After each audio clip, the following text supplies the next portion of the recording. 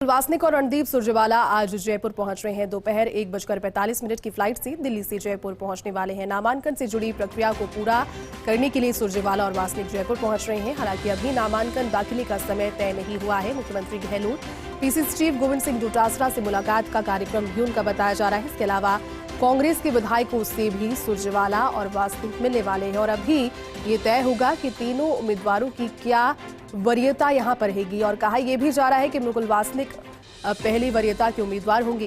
कांग्रेस ने वासनिक, सुरजेवाला और प्रमोद तिवारी को राज्यसभा उम्मीदवार बनाया है और आज फॉर्मेलिटीज पूरी करने के लिए रणदीप सिंह सुरजेवाला और मुकुल वासनिक जयपुर पहुंच रहे हैं। दोपहर करीब 1:45 पर दिल्ली से फ्लाइट के जरिए जब जयपुर पहुंचेंगे, मुख्यमंत्री गहलोत से मुलाकात का कार्यक्रम है। पीसीसी चीफ गोविंद सिंह डोटासरा से भी मिलेंगे और तमाम जो फॉर्मेलिटीज है कल देखिए देर रात को सोनिया गांधी के आवास पर 3 घंटे के मंथन के बाद में नाम फाइनल हो गए थे और नामों के फाइनल होने के बाद में राजस्थान से राज्यसभा उम्मीदवार चुनाव के लिए रणदीप सिंह सुरजेवाला, प्रमोद तिवारी और मुकुल वासनिक को बनाया गया। आज पहुंच रहे हैं। फॉर्मेलिटीज नामांकन से जुड़ी हुई पूरी की जाएगी।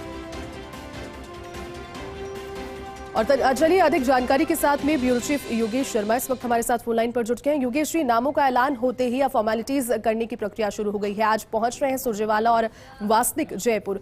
क्या पूरे दिन का जो ब्यौरा है वो रहेगा? जैसे तीनों ही जो कांग्रेस के कैंडिडेट हैं आज जयपुर पहुंच जाएंगे जी। मोदी भी आज जयपुर आ रहे हैं और दिल्ली की फ्लाइट दिल्ली की जो है उससे मुकुल वासनिक और रणदीप सुरजेवाला जयपुर पहुंच रहे हैं और उनके साथ उनके जो जी दिवस होंगे और इसके साथ ही मुख्यमंत्री से मिलने का उनका कार्यक्रम है। मुख्यमंत्री पीसीसी डोटासरा और कांग्रेस के विधायक है, पार्टी के सचेतक हैं दोनों दलों के, मुख्य जोशी और उप मुख्य सचिव महेंद्र चौधरी पूरी प्रक्रिया को देख रहे हैं कांग्रेस विधायक दल की। और इसके साथ ही कौन कौन प्रस्ताव होंगे, कितने सेट तैयार होंगे, कौन सा उम्मीदवार कौन सी वरीयता का होगा, सारी प्लानिंग आज बैठ के होगी। और उसके बाद कल माना जा रहा है नेशन की प्रक्रिया तो दाखिल करने की है, वो कल पूरी की कल अंतिम तिथि है जी दाखिले की, तो प्लेस काम किया जाएगा। आज जो फॉर्मेलिटीज है नामांकन से जुड़ी प्रक्रिया को जो कार्रवाई है उसको पूरा कर, एक तरह से कहा जाए तो कांग्रेस के तीनों ही उम्मीदवार क्योंकि राजस्थान से हैं लेकिन सबसे राजस्थान को पूरी तरह समझते हैं जी। तीनों ही राजस्थान की पृष्ठभूमि को जानते हैं और राजस्थान के नेता भी तीनों से बखूबी वाकिफ है। 2 नेता तो ऐसे हैं जो राजस्थान से बहुत ज्यादा कनेक्शन रहा है। वासनिक समय तक राजस्थान की कांग्रेस पार्टी के इंचार्ज रहे, बड़ी संख्या में जी। उनके समर्थक है, उनके 4 नेता हैं जो राजस्थान में आज वो पदों पर बैठे हुए हैं। इस जमाने में वो मुकुल वासनिक के शिष्यों में शुमार रहे जाते रहे हैं और एयरपोर्ट पर उनकी अगवानी के लिए कई नेता कार्यकर्ता पहुंचेंगे।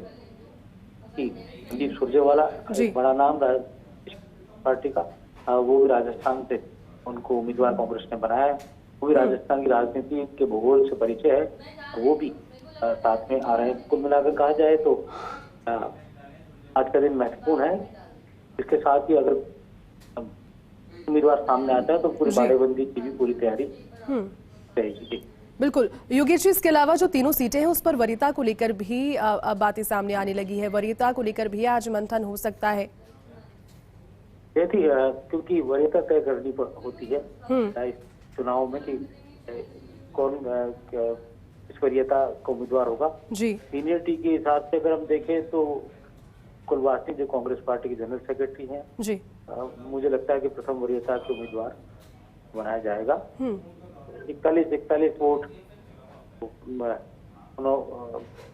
वरीयता की जो है तय है, लेकिन तीसरी वरीयता होगी वो बहुत महत्वपूर्ण है। अगर बीजेपी के समर्थन से कोई उम्मीदवार आता है, अभी तो बीजेपी ने एक उम्मीदवार किया घनश्याम तिवारी को, लेकिन अगर चौथा उम्मीदवार बीजेपी के समर्थन से कोई आता है जी, फिर तीसरी वरीयता का जो कांग्रेस का उम्मीदवार होगा वो चुनाव बहुत महत्वपूर्ण हो जाएगा और बहुत ही दिलचस्प होगा कि किस तरह कांग्रेस उम्मीदवार जिता कर ले जाए। अभी तक की जो गणित है उसमें कांग्रेस के पास तकरीबन 125 के लगभग विधायकों का संख्या बल है। इसके आधार पर कांग्रेस अपना तीसरा उम्मीदवार भी कर सकती है। लेकिन कांग्रेस को अपना तीसरा उम्मीदवार जिताने के लिए 15 वोटों की आवश्यकता होगी जी।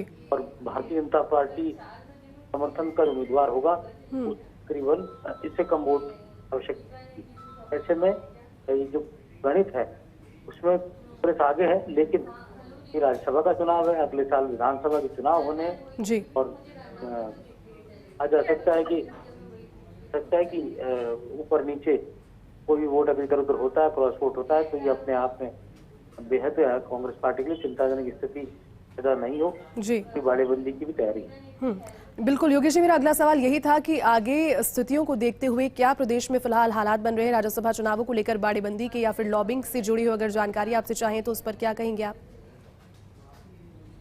अब चौथा उम्मीदवार आता है सामने, जैसा कि उद्योगपति भी तैयारी में जुटे हैं कि वो सीट बनेंगे और भी कुछ नाम है चाहे थे कि जो आ सकते हैं। अगर ऐसा होता है जी, यदि हॉर्स ट्रेडिंग की संभावनाएं बहुत प्रबल हो जाएंगी और हॉर्स ट्रेडिंग से बचने के लिए कांग्रेस पार्टी को बाड़ेबंदी करनी ही पड़ेगी जी।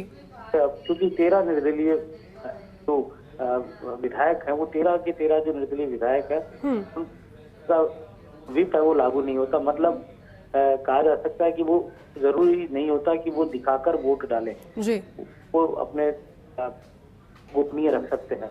बिल्कुल कांग्रेस पार्टी के जो विधायक है उनके ऊपर विप लागू होता है कि वो पार्टी के जो एजेंट वहां बैठेगा उसको दिखाकर ही वो वोट कास्ट कर सकता है, लेकिन जो निर्दलीय है उन पर ये विप लागू नहीं होता जी। और इसके साथ ही जो कांग्रेस को समर्थन जो दल दे रहे हैं, जिसमें खासतौर पर हम भारतीय ट्राइबल पार्टी की पिछली बार कांग्रेस पार्टी को मत दिया था, इस बार बीटीपी क्या रहेगा ये भी अभी तय नहीं है। पार्टी के दोनों विधायक क्या रहेंगे। पिछली बार आपको ध्यान है कि कम्युनिस्ट पार्टी के बलवान पुनिया खुलकर कांग्रेस पार्टी के साथ आ गए थे राज्यसभा में जी। इस बार कम्युनिस्ट पार्टी के दोनों विधायक गिरधारी मैया और बलवान पुनिया, उनका रुख क्या रहेगा अभी तक के बारे में फैसला होना है। हालांकि